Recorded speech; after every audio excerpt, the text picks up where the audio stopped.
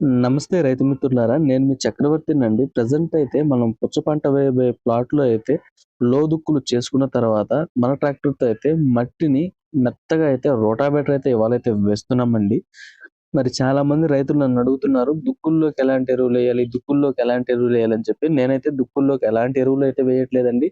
కేవలం మనం వేసేటటువంటి బోద పైన మాత్రమే నేనైతే ఎరువులైతే వేస్తుంటాను. దుక్కుల్లోకి వేసి ఎక్కువగా నేను గడ్డినైతే పెంచాలనుకోవట్లేదు. నాకు పంట రావాలి గాబట్టి నేను బోది పైన ఎరువేస్తాను. దిగుబడినైతే తీస్తాను. మరి మనమైతే దుక్కులనైతే లోదుక్కులు చేసుకున్నాము. తర్వాత మెత్తగా వచ్చేదానికి మనం బెడ్ రేజింగ్‌కి అనువుగా ఉండడానికి మనమైతే రోటావేటర్ అయితే ఇవాళైతే వేస్తున్నామండి. మరి ఈ ప్లాట్‌లో మనము మెయిన్ పంటగా బొప్పాయి అయితే వేయబోతున్నాము. అందులో అంతర పంటగా 2 రకాల పుచ్చ రకాలనైతే సెలెక్ట్ చేసి పెట్టామండి. మరి ఏ రకాలు మనము వేయబోతున్నామని చెప్పి ఓసారి గెస్ చేసి కామెంట్ సెక్షన్‌లో కామెంట్ చేయగలరు. అలానే మీ ప్రాంతంలో పుచ్చ పంటలు ప్రెజెంట్ ఏ కండిషన్‌లో ఉన్నాయని చెప్పి కూడా కామెంట్ చేయగలరు.